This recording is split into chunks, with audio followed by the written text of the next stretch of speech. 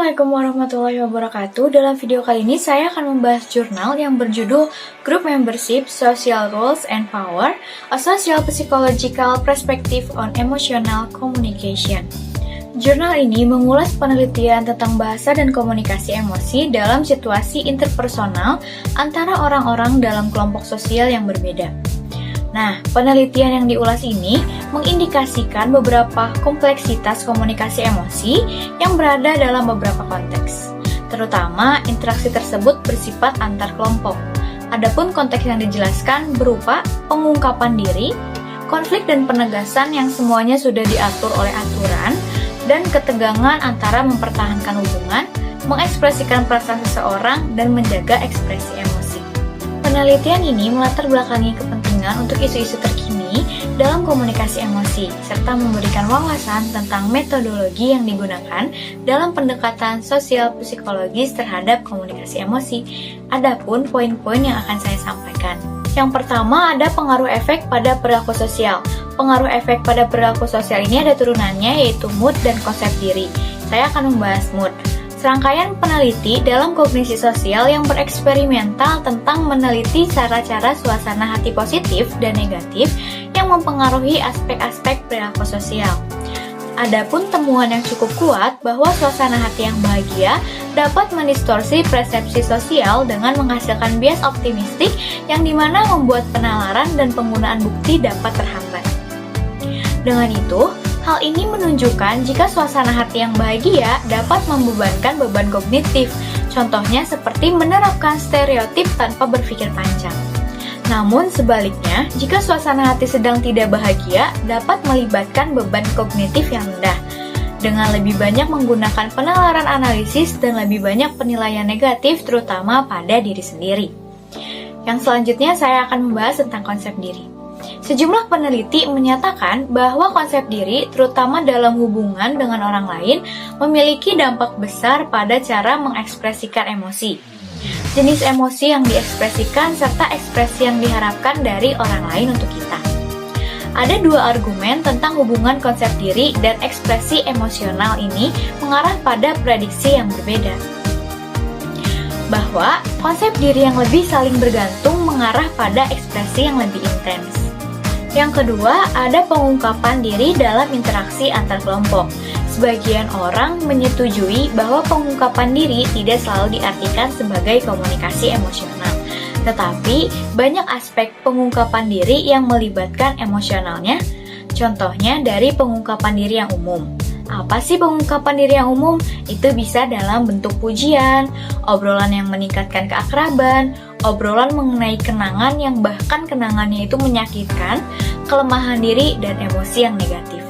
Yang ketiga, ada konflik dan komunikasi emosional dalam pernikahan, seperti yang ditunjukkan oleh Gilles dan Fitzpatrick 1984. Pernikahan adalah hubungan sosial yang unik karena mengandung komponen intrapersonal yang kuat. Contohnya, pasangan tersebut memiliki hubungan yang dekat satu sama lain.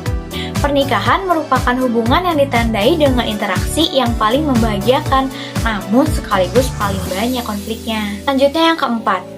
Yang keempat ada hubungan antara kekuatan pribadi dan sosial dalam komunikasi emosi. Dalam hal ini, ia memberikan contoh mengenai hubungan antara kekuatan sosial berbasis gender dan strategi untuk memaksimalkan kekuatan pribadi. Dengan mempertimbangkan temuan Guthrie dan Cinder pada tahun 1988 tentang meminta maaf kepada pasangan.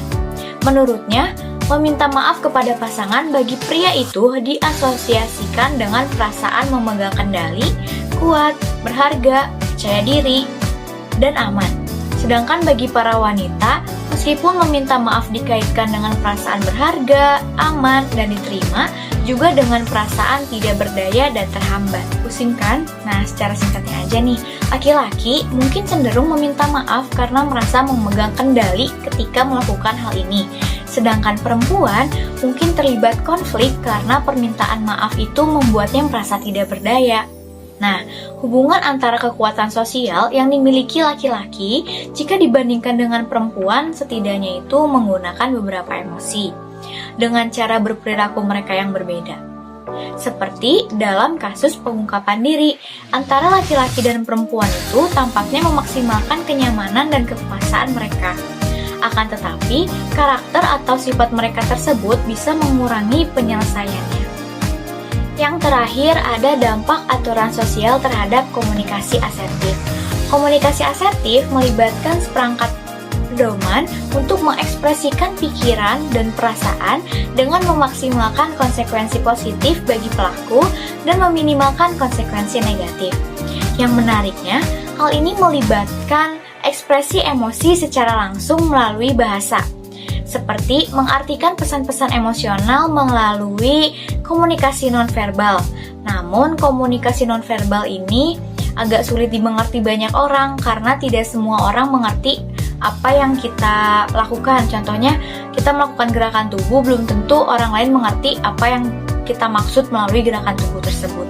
Selain dari 5 poin yang tadi, masih ada loh yang akan aku sampaikan, yaitu penelitian Walker dan Trimboli pada tahun 1989, Trimboli dan Walker pada tahun 1993. Nah, baru-baru ini mengenai kemampuan untuk menyelesaikan perbedaan antara kata-kata dan ekspresi nonverbal dari afek mengisi kesenjangan yang penting dalam literatur. Namun, penelitian mereka ini masih dalam tahap awal.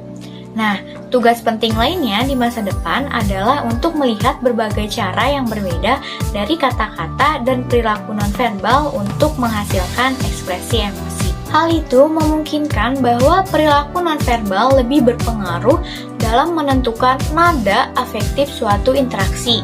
Hal ini bisa merupakan hal yang diperlukan dalam banyak percakapan.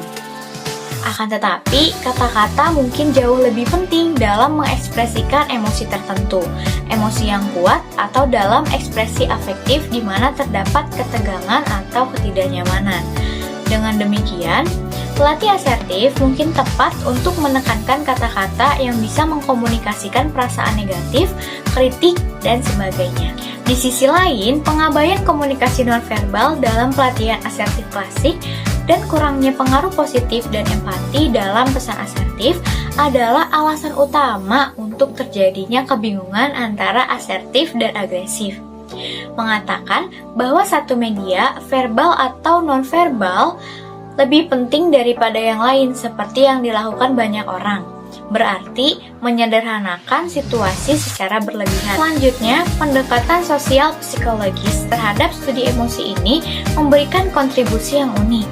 Karena pendekatan ini mengkaji secara dekat dampak komunikasi emosional dalam interaksi dan hubungan yang sedang berlangsung. Pendekatan ini sangat bergantung pada instrumen terstruktur untuk mengumpulkan niat dan persepsi, serta mengabaikan cara-cara idiosinkratik yang digunakan oleh individu untuk menginterpretasikan budaya mereka. Karenanya, penting untuk melampaui metodologi eksperimental standar dan laporan diri untuk mendapatkan pemahaman yang lebih baik atau pemahaman yang lebih kaya tentang konteks dengan menggabungkan metode terstruktur dan tidak terstruktur, serta harus mempelajari perilaku dan dampak-dampaknya agar pemahaman yang lebih lengkap mengenai komunikasi emosi yang akan diperoleh. Sekiranya hanya itu saja yang bisa saya sampaikan. Mohon maaf apabila ada kesalahan penyebutan kata atau nama. Terima kasih. Wassalamualaikum warahmatullahi wabarakatuh. Dadah.